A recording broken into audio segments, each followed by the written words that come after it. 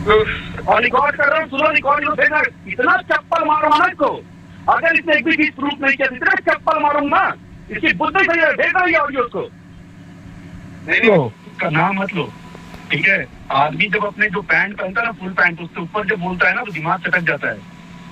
जी आप नहीं बोल सकते किसी को अग्रीमेंट में मैंने फंसा, अरे अग्रीमेंट में फंसा, सच्चाई आज अगर उसने रिप्लाई नहीं किया तो अग्रीमेंट में मैं आज सच बताऊंगा, भले खेसारिया का नुकसान हो इससे। हर बार नहीं सुनूंगा मैंने अग्रीमेंट, मेरे को 100 चीज बोलो, ये मतलब किसी इवेंट में जाने तुम गद्दार बोल दोगे।